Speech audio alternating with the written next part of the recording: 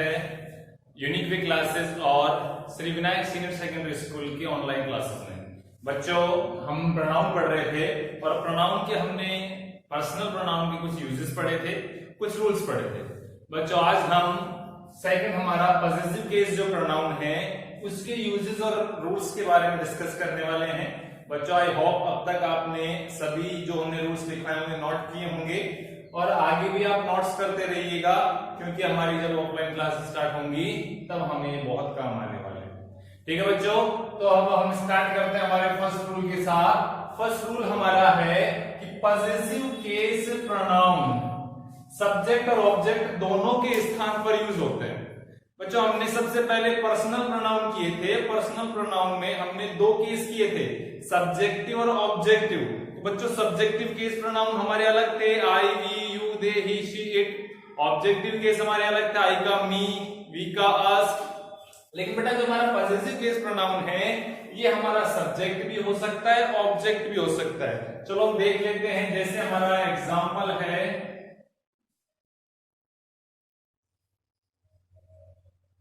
My brother is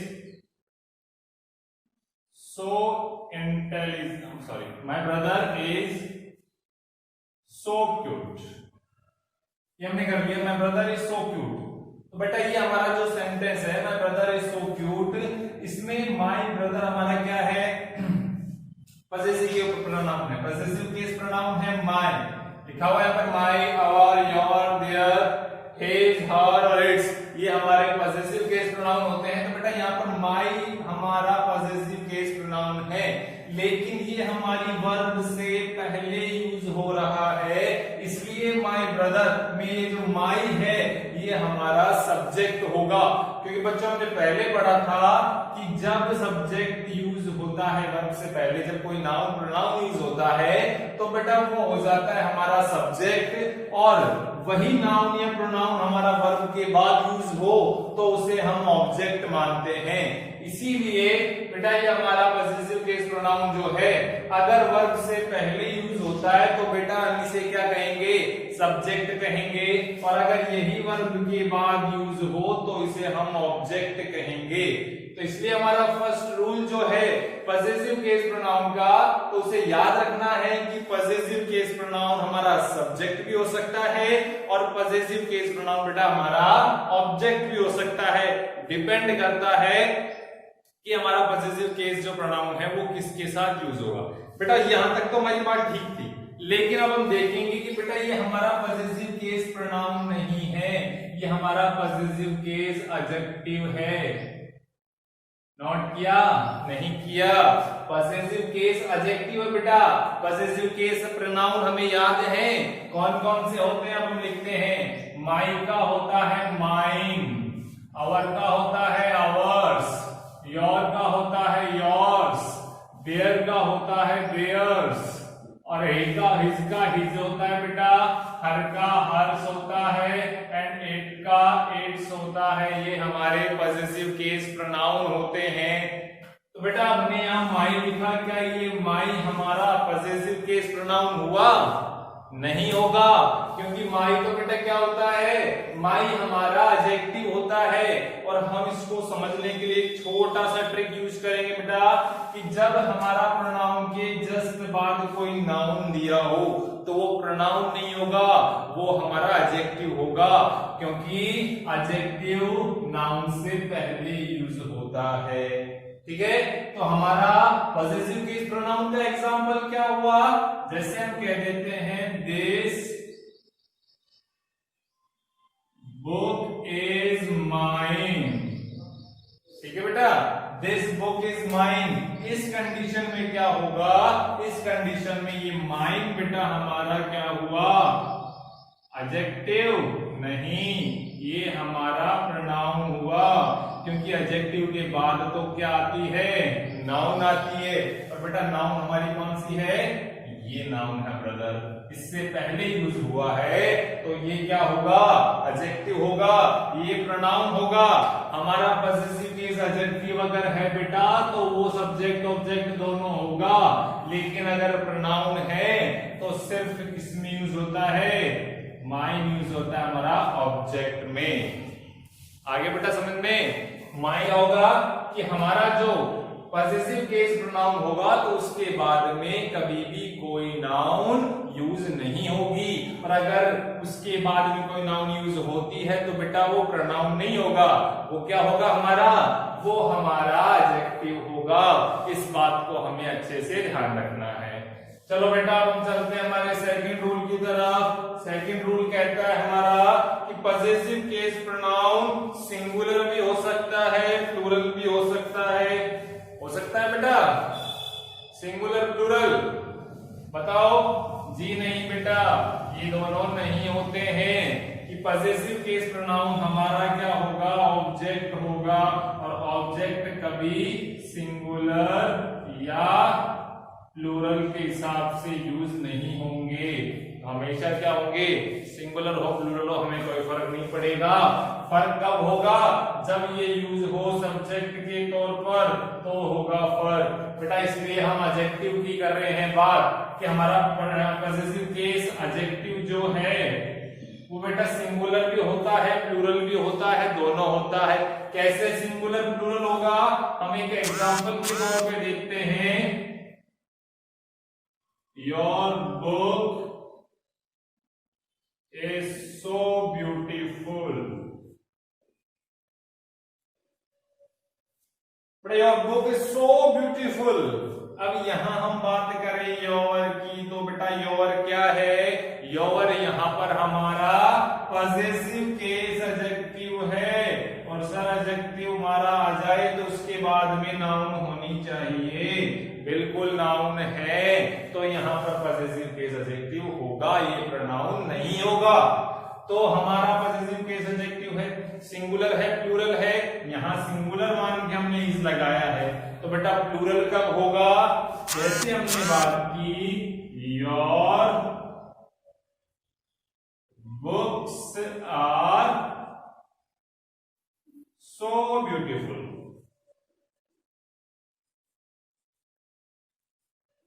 ठीक है बच्चों, तो क्या करना है, your books are so beautiful.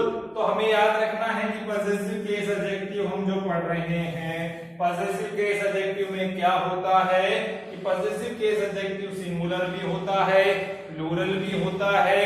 अगर उसकी नाउन सिंगुलर है, उसके बाद जो नाउन दिए बेटा वो अगर सिंगुलर है तो हमारा वो पॉसेसिव केस प्रोनाउन क्या माना जाएगा, सिंगुलर माना जाएगा। और अगर वो प्लूरल है तो उसे किसी भी कंडीशन में कैसे ट्रीट करेंगे, एज अ प्लूरल सब्जेक्ट बेटा हम उसे ट्रीट करेंगे। तो ये हमारे दो रूल हैं बेटा, ये पॉसेसिव केस एडजेक्टिव के हैं कि पॉसेसिव केस एडजेक्टिव जो कि है my, our, your, their, his, her, its, बेटा ये सबसे पहले बात करें सब्जेक्ट भी हो सकता है, ऑब्जेक्ट भी हो सकता है, ये सिंगुलर भी हो सकता है, प्लूरल भी। सब्जेक्ट कब होगा, जब वर्ब से पहले यूज होगा। ऑब्जेक्ट कब होगा, जब वर्ब के बाद यूज होगा। सिंगुलर कब होगा, जब इसकी नाउन सिंगुलर होगी, और प्लूरल कब होगा, जब इसकी नाउन बेटा प्लूरल होगी। लेकिन हम पॉसेसिव केस प्रोनाउन की बात करें तो बेटा वो ऑब्जेक्ट ही होता है, और उसमें जो हमारी वर्ब है सिंगुलर प्लूरल, तो बेटा उससे कोई फर्क नहीं होता, क्योंकि हमारी वर्ब किसके अकॉर्डिंग आती है, सब्जेक्ट के अकॉर्डिंग, ना कि ऑब्जेक्ट। तो बेटा इस तरीके से पॉसेसिव केस प्रोनाउन और पॉसेसिव केस एडजेक्टिव के हमारे दो रूल्स थे, इन्हें नोट कीजिए। अब हम बढ़ते हैं हमारे अगले टॉपिक। बेटा देखेंगे आगे हम reflexive and empathic pronoun. Starting हमने की थी पॉसेसिव केस एडजेक्टिव और पॉसेसिव केस प्रोनाउन के साथ। तो बेटा आगे हम देखते हैं reflexive pronoun and empathic pronoun में डिफरेंस क्या होता है। चलो सीधे सीधा पहुंच जाते हैं सबसे पहले इनकी बनावट के तरीके पे, क्योंकि हमने सबसे पहले जान लिया था कि होते क्या है, कौन कौन से होते हैं। लिख लेते हैं बेटा सबसे पहले, जैसे हमारा पर्सनल प्रोनाउन जो है फर्स्ट वो होता है आई, तो इसका रिफ्लेक्सिव हमें पता है माई सेल्फ होगा। सेकंड हमारा वी है तो बेटा इसका आवर सेल्फ होगा। थर्ड हमारा यू है तो बेटा इसके दो बताए थे, एक होगा योर सेल्फ, एक होगा योर सेल्फ्स। नेक्स्ट हमारा दे है तो दे का देम सेल्स होगा। दे के बाद हम ही का यूज करते हैं तो बेटा हिमसेल्फ होगा। ही के बाद में शी आता है तो शी का बेटा हरसेल्फ होगा और इट का इट सेल्फ होगा। तो बेटा इस तरीके से क्या है हमारे reflexive and emphasize pronoun emphatic pronoun है। तो बेटा हमें सबसे पहले ये पता लगाना है कि इनमें डिफरेंस क्या है, क्योंकि देखने से इनकी बनावट तो सेम है। माई सेल्फ रिफ्लेक्सिव भी है, माई सेल्फ एम्फेटिक भी है, आवर सेल्फ रिफ्लेक्सिव भी है, आवर सेल्फ एम्फेटिक भी है। तो बेटा सबसे पहले तो हम इन्हीं के बारे में बात कर लें कि इनमें बेटा सिंगुलर प्लूरल का क्या मैटर होता है। बेटा जहां तक बात करें हम सिंगुलर की, तो हमने पर्सनल प्रोनाउन सिंगुलर की बात की थी और सिंगुलर में हमको क्या लगाना होता है, सेल्फ लगाना होता है। इनमें सब जितने सिंगुलर है बेटा सब में क्या लगा हुआ है, सेल्फ लगा हुआ है, और जो प्लूरल है उनमें सेल्फ लगा हुआ है। इस बात को हमें नोट रखना है। कभी भी हमको दे के साथ देम सेल्फ नहीं करेंगे और ही के साथ हिमसेल्फ नहीं करेंगे। अच्छे से इस बात को नोट करके रखें। हम आगे हम बात करते हैं बेटा कि इनमें अंतर क्या है, रिफ्लेक्सिव कैसे यूज करेंगे, एम्पैथिक कैसे यूज करेंगे। ये दोनों तो दिखने में एक जैसे, कोई अंतर नहीं है भाई। कोई काला पीला हो तो पहचानेंगे काला है कि पीला है, लेकिन यहाँ पर क्या हमारा दोनों का रंग भी एक है, रूप भी एक है। तो उस कंडीशन में क्या होगा, इनको पहचानेंगे कैसे, यूज कैसे करेंगे। बेटा सीधा सा इसका अर्थ हम देखें, हमने पहले बताया था रिफ्लेक्सिव जो रिफ्लेक्ट करता है सिर्फ उस पर कोई जोर जबरदस्ती नहीं करेगा, लेकिन एम्फेसाइज करने का मतलब भी होता है किसी को प्रेशराइज करना, मजबूर करना, दबाव डालना किसी पे। तो अगर हम किसी पर दबाव डालेंगे बेटा तो वहां हम एम्फेसाइज यूज करेंगे। जैसे हमने क्या किया, किसी से कहा, एग्जांपल हम लोग देखते हैं, You should do it yourself।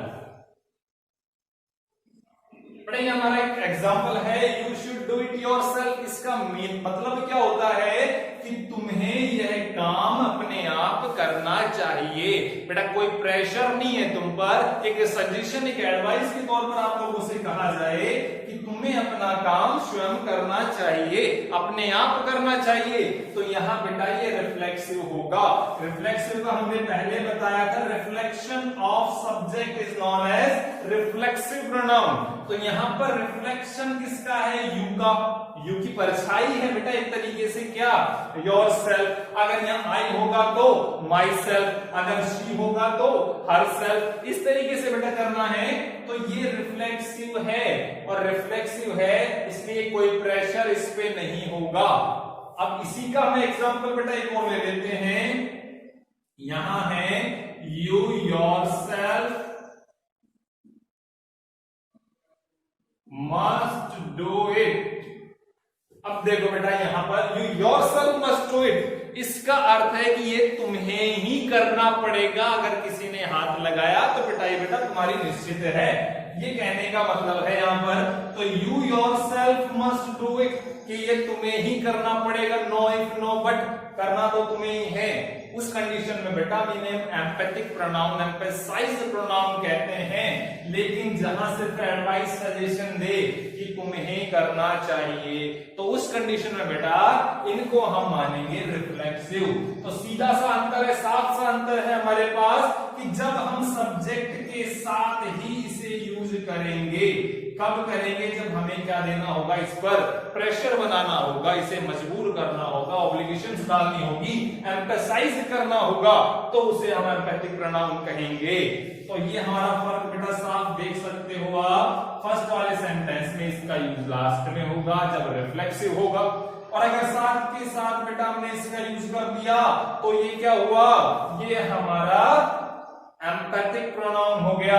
तो बेटा अंतर आप लोगों को समझ में आ गया होगा कि कब रिफ्लेक्सिव होता है और कब एम्पैथिक होता है।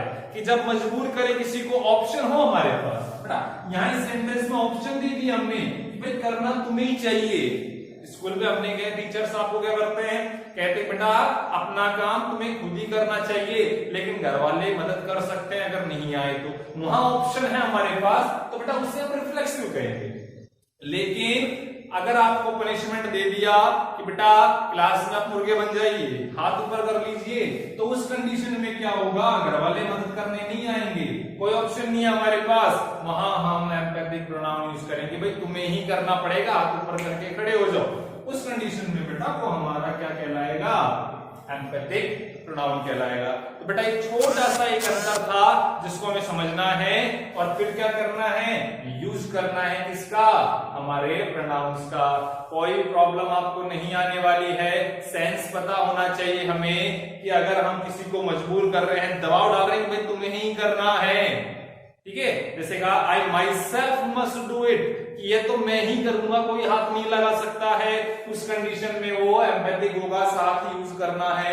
लेकिन कहे कि मैं कर लूंगा, अगर करना चाहो तो तुम भी कर दो, मेरी तरफ से कोई प्रॉब्लम नहीं है, तो बेटा वहां रिफ्लेक्सिव का यूज होगा, सेंस के साथ यूज करना है, एम्पैथिक सब्जेक्ट के साथ यूज होगा, रिफ्लेक्सिव सबसे लास्ट में यूज करेंगे।